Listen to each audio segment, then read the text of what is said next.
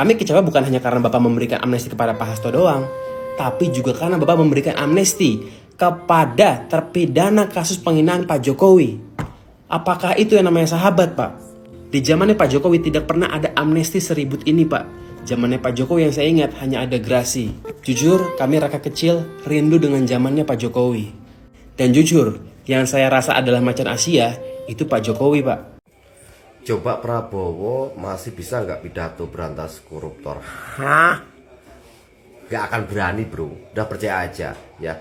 Orang yang cuman bisanya ngebacot dan lalu menelan ludahnya sendiri, apa iya? Kalaupun iya dia berani keluar-keluar seperti itu lagi, tolong sediakan kaca dan tunjukkan videonya yang gimana dia sudah membebaskan dua koruptor, Tom Lembong sama Hasto. Kalau penilaian saya sebagai masyarakat biasa ini, yang dilakukan Prabowo sekarang ini yaitu parkir hukum dengan kepentingan politik. Karena sehari atau 2 hari sebelum Om Hasto mendapatkan pengumuman resmi bahwa dia mendapatkan amnesti, Ketua Umum PDIP Bu Megawati dengan jelas memberikan arahan atau suruhan kepada kader PDIP untuk mendukung pemerintahan Presiden Prabowo Subianto.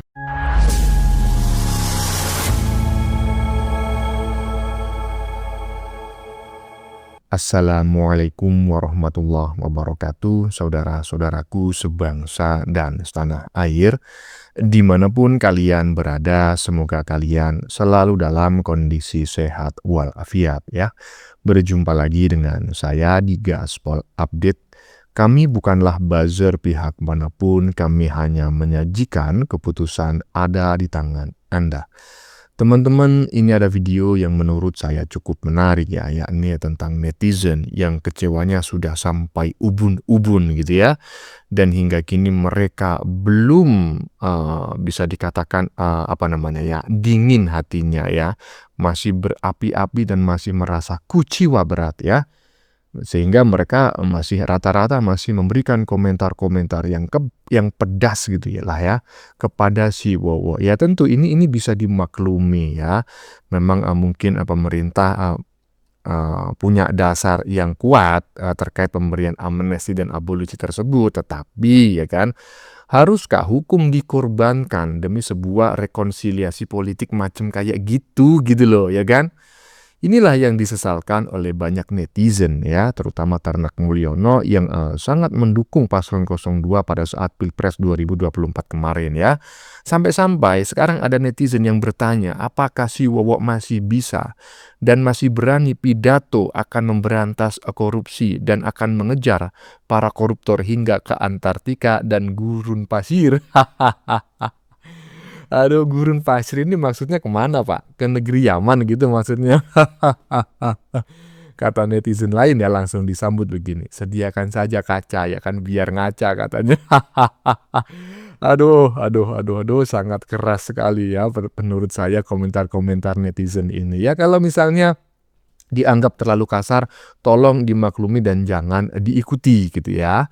Nah, bagaimanakah videonya dan bagaimanakah respon netizen? Mari kita tonton bersama, kemudian mari kita komentari bersama di bagian akhir video. Ini dia. Siapa yang nyesal pilih Prabowo?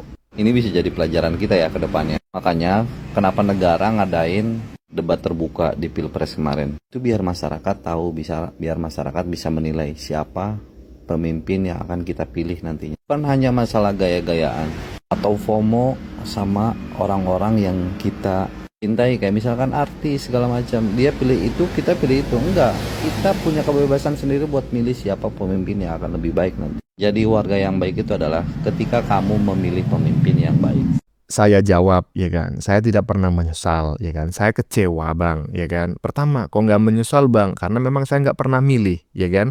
Pada Pilpres 2019, 2014, 2019 saya tidak memilih Wowo ya kan. Pada 2024 walaupun saya mendukung paslon 02, tapi mohon maaf ya jujur saja kami juga golput gitu. Iya kan? Jadi kami nggak pernah merasa menyesal gitu loh.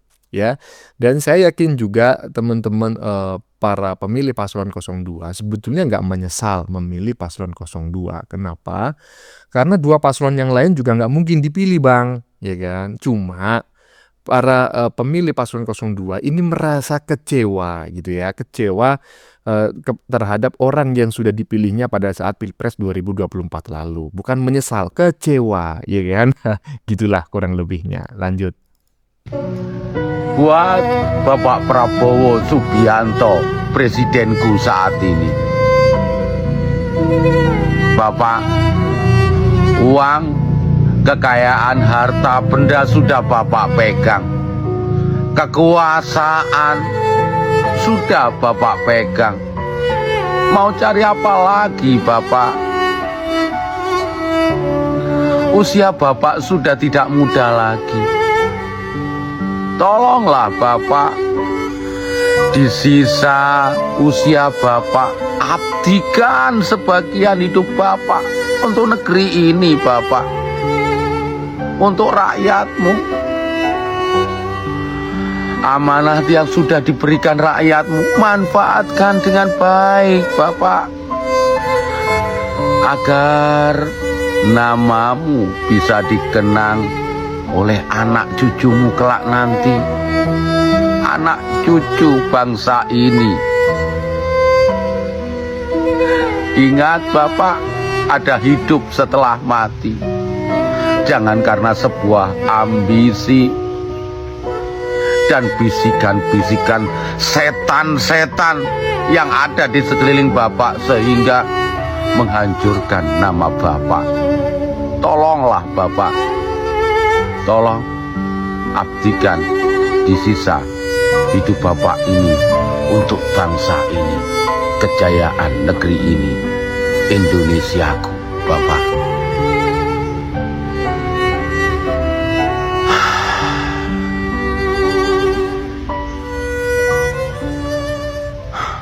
Ya, saya juga gimana teman-teman ya. Kalau berpikir saya mungkin ya berpikir rakyat biasa gitu ya. Tolong dikoreksi kalau keliru gitu. Jokowi itu menghadapi persoalan politik jauh lebih besar dan lebih kompleks ya. Bukan hanya menghadapi serangan-serangan dari dalam, tetapi juga menghadapi serangan-serangan dari luar ya. Seperti halnya ketika memutuskan hilirisasi misalnya. Itu nggak mudah loh. Yang dihadapi bukan orang per orang, bukan partai, tetapi negara, ya kan? Negara itu memiliki otoritas, ya, memiliki angkatan perang. Kalau mereka memutuskan untuk mengibarkan bendera perang ke Indonesia, itu bukan perkara yang mudah, gitu loh, ya kan? Tapi Jokowi, ya, walaupun dengan diplomasi, dengan strategi-strategi politiknya, yang juga kadang juga berkompromi, tetapi tidak pernah, ya kan, mengorbankan kepentingan rakyat, tidak pernah mengorbankan kepentingan ibaratnya itu hukum di atas ya kepentingan rekonsiliasi yang menurut saya itu ya macam kayak mana gitu loh. Ketika Prabowo diajak masuk dalam koalisi kabinetnya Pak Jokowi, itu bukan melanggar hukum, nggak ada di situ, gitu kan? Nah ini rekonsiliasi, tetapi yang dikorbankan ini adalah presiden. Aduh gimana gitu, aduh nggak ngerti lah saya. Lanjut. Abolisi dan amnesti adalah hak istimewa yang dimiliki oleh presiden yang diberikan kepada orang-orang yang telah terbukti bersalah melakukan tindak pidana sesuai dengan hasil pengadilan. Ingat kata kuncinya ya, abolisi dan amnesti itu diberikan kepada orang-orang yang telah terbukti salah melakukan tindak pidana sesuai dengan hasil pengadilan, hasil sidang. Bukan diberikan kepada orang yang benar atau membenarkan perbuatan orang itu. Menghapus proses hukum orang yang bersalah dan mengampuni perbuatan orang yang bersalah. Kalau penilaian saya sebagai masyarakat biasa ini, yang dilakukan Prabowo sekarang ini yaitu barter hukum dengan kepentingan politik. Karena sehari atau 2 hari sebelum Om Hasto mendapatkan pengumuman resmi bahwa dia mendapatkan amnesti, Ketua Umum PDIP Bu Megawati dengan jelas memberikan arahan atau suruhan kepada kader PDIP untuk mendukung pemerintahan Presiden Prabowo Subianto. Padahal sebelumnya kita juga ini masyarakat biasa tahu kok kalau PDIP itu oposisi dari pemerintahan Prabowo. Yang dulunya oposisi bisa saja nanti bergabung dengan parlemen pemerintahan Presiden Prabowo karena Bang Hasto telah mendapatkan amnesti atau pengampunan perbuatan salah dari Presiden. Begitu juga dengan Tom Lembong yang mendapatkan abolisi dari Presiden Prabowo. Kalau Om Hasto tadi mendapatkan pengampunan atas perbuatan salahnya, Tom Lembong mendapatkan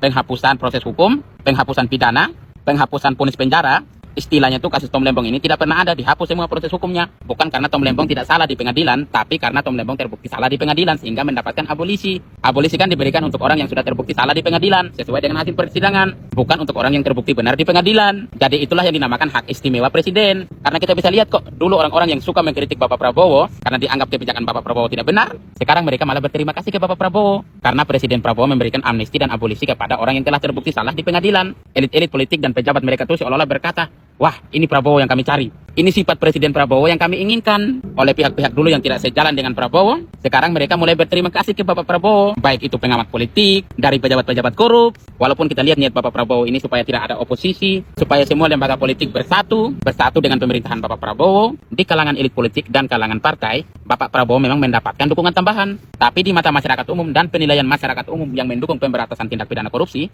Bapak Prabowo ini rugi. Mulai pudar kepercayaan masyarakat umum ini terhadap presiden. Termasuk saya sebagai masyarakat biasa ini kecewa juga dengan kebijakan kali ini. Tapi tidak tahu dengan respon masyarakat yang mendukung koruptor. Mungkin mereka senang, mungkin mereka bahagia, mungkin mereka berterima kasih.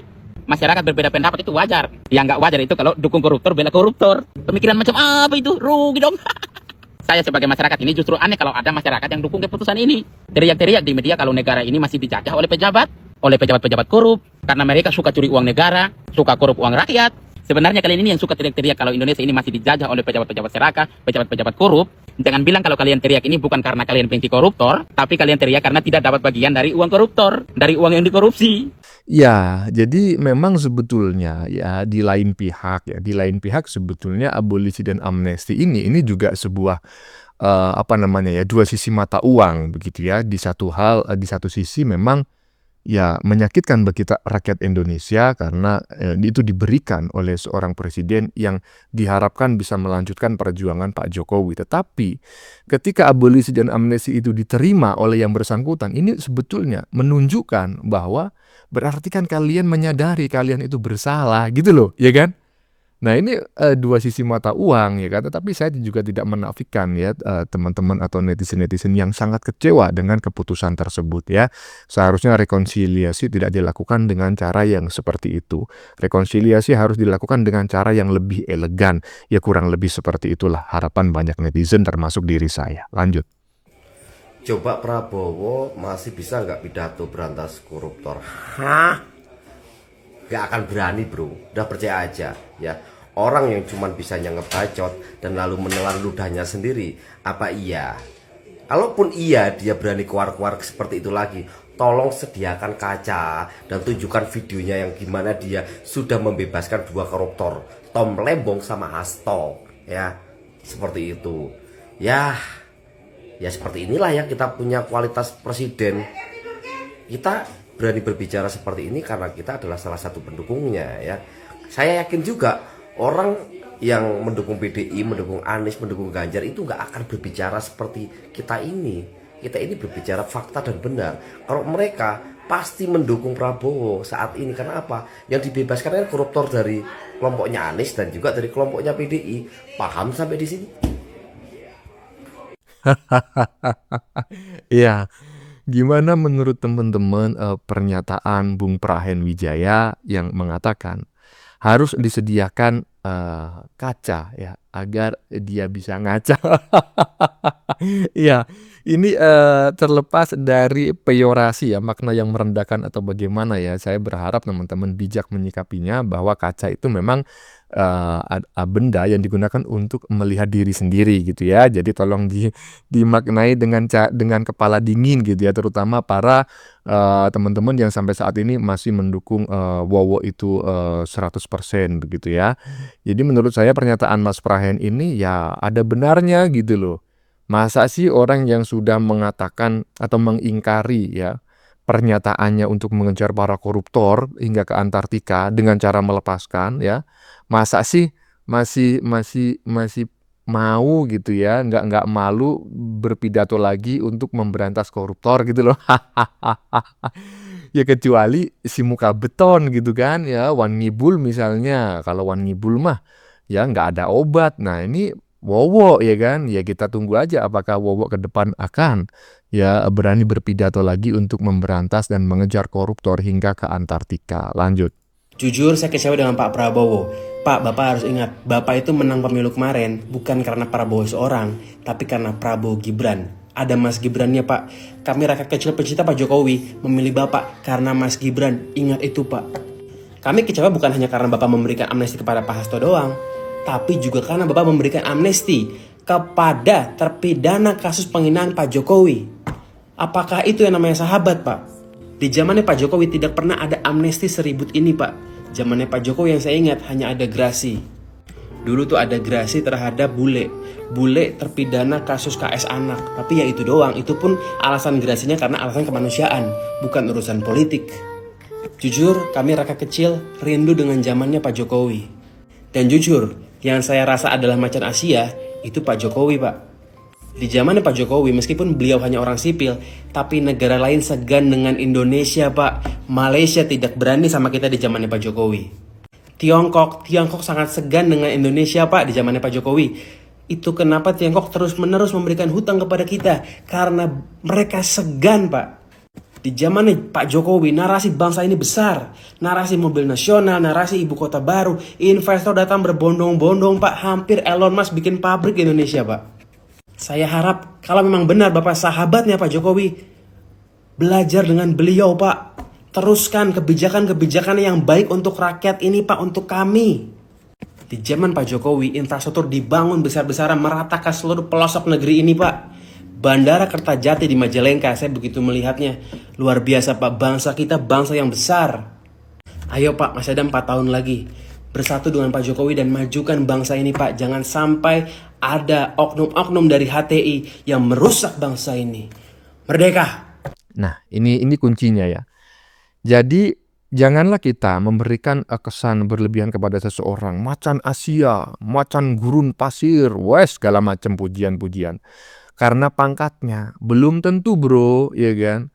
Yang benar-benar saat ini terbukti sebagai macan Asia, bahkan macan dunia gitu ya.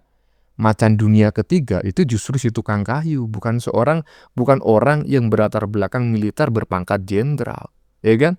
Karena faktanya ketika menghadapi ya polemik atau kisruh perpolitikan di dalam negeri aja sampai mengorbankan hati nurani rakyat dengan cara membebaskan koruptor. Ini bentuk bahwa orang yang berlatar belakang militer atau jenderal itu terkadang ya kan keberanian dan kecerdasan berpikirnya itu kalah dengan rakyat biasa yang berlatar belakang tukang kayu, kurus pelongo-pelongo pula, ya kan? Tapi jangan tanyakan, waduh, itulah macan Asia yang sesungguhnya, ya toh? Lanjut. Jangan gaduh soal 2 periode, kata Presiden Prabowo Subianto kepada kader-kadernya. Kita menjabat belum ada 1 tahun. Biarlah kita menjalani jabatan ini sampai selesai dan biarkan rakyat yang menilai. Nah, dari jabatan awal sampai sekarang, walaupun belum ada 1 tahun, rakyat sudah bisa menilai bagaimana cara kerja Bapak Presiden Prabowo Subianto. Saya yakin seluruh masyarakat Indonesia sudah merasakan kebijakan-kebijakan yang dikeluarkan oleh Pak Presiden. Nah, kalian rakyat gimana? Ataukah kalian setuju jika Pak Prabowo 2 periode atau tidak? Pak udahlah ya kan, nggak usah mikirin 5 tahun yang akan datang gitu loh. Saat ini aja rakyat sudah kecewa dan kecewanya itu prinsip gitu loh Pak. Kecewanya itu prinsip. Kalau seperti dulu Pak Jokowi itu mengecewakan rakyat karena mengajak Anda gabung dalam kabinet, itu bukan prinsip Pak. Kecewa sih kecewa gitu ya. Karena kalian adalah rival, tetapi bukan prinsip. Karena ketika Anda itu masuk ke dalam kabinet, tidak ada satu hukum yang dilanggar gitu loh. Walaupun teman-teman juga bisa mengatakan amnesti dan abolisi itu nggak melanggar hukum loh Bang. Bukan begitu maksud saya ya. Amnesti dan abolisi itu memang hak presiden ya kan. Tetapi pengampunan ini kan ya macam kayak mana gitu loh. Sudah divonis bersalah, kemudian dibebaskan. Nah ini katanya demi persatuan dan kesatuan, rekonsiliasi nasional, rekonsiliasi politik. Aduh alamak, katanya Opung Pardela, kalapa. Bagaimana menurut kalian? Keputusan ada di tangan Anda. Silakan tulis di kolom komentar baik Anda yang setuju maupun yang tidak setuju dengan isi konten ini. Sebelumnya saya memohon maaf ya jika dalam penyajian konten ini ada kata-kata yang menyinggung, kurang tepat penggunaannya, atau ada data yang dianggap keliru atau salah. Saya memohon maaf yang sebesar-besarnya. Kita jumpa lagi di lain video. Salam NKRI.